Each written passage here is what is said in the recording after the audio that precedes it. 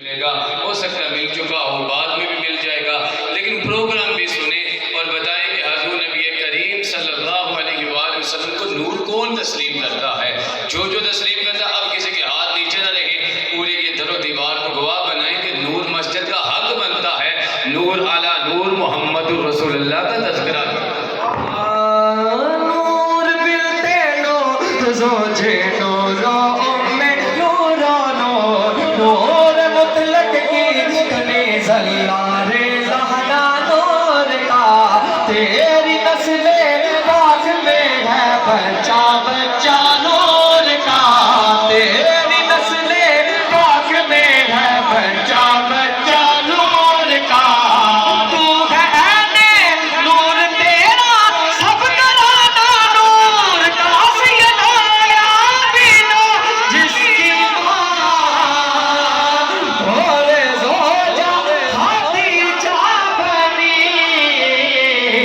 جس کی بیٹی ہوئی فاطمہ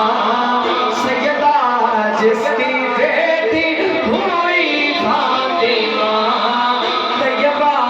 اس محمد کی کیا بات ہے، بولو نا میرے آقا کیا بات ہے جی، میرے آقا کی کیا بات ہے، اور لا الہ کی بقا کے لیے خارجیوں کی فنا کے لیے، لا الہ کی بقا کے لیے، سوڑ میرا سجدہ آقا، سوڑ میرا سجدہ سجدہ، سوڑ میرا سجدہ کہ رب کرم کمائے، رب کرم کمائے، او رب کرم کمائے کہ ناز ابو طالب وہ تیرے دیر اٹھائے، آقا تیرے دیر اٹھائے، سوڑ میرا سجدہ، سوڑ میرا سجدہ، دعوائے اساتہ ہاشمی کردارہ پولاد ہے بھاگانا۔ جس پہ لگا کہ اس پہ اعتراض بنتا ہے، کھڑے ہو جائیں، میں جواب دے دوں گا۔ دوسری جس کا یہ عقیدہ ہے نا کہ حضور کے نلین کے ساتھ جو لگ جاتا ہے وہ بھی نور بن جایا کرتا ہے، تو وہ سارا آپ کے قدموں پہ رکھا، آپ سے معافی مانگی، آپ نے اسے معاف کر کے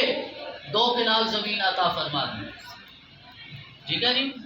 کیونکہ آپ ناراض تھے، اس نے معافی مانگی، آپ نے معاف کر دیا، تو یار جس سے ناراض تھے اس نے معافی مانگی، تو معافی عطا کرنے سے اسے اتنی دنیا۔ جب کوئی بندہ اپنے گھر میں داخل ہو اور وہ پیار بھری نگاہ اپنے والدین پر ڈالتا ہے تو اللہ تعالیٰ اسے ایک حج مبرور کا ثواب عطا فرماتا ہے۔ صحابہ نے عرض کی، یا رسول اللہ، اگر کوئی بندہ 10 دفعہ آئے، 100 دفعہ آئے تو کیا یا رسول اللہ اسے اتنے ہی حجوں کا ثواب ملے گا؟ تو حضور نے فرمایا جتنی دفعہ وہ بندہ گھر میں داخل ہوگا، جتنی دفعہ وہ پیار بھری نگاہ سے اپنے والدین کو دیکھے گا، اللہ اتنی دفعہ اسے حج مبرور کا ثواب عطا فرمائے گا۔ میری والدین کی قبر تیری ہے، دعا میری والدین کی قبر تیری، اللہ پاک سونا پر نور رکھے،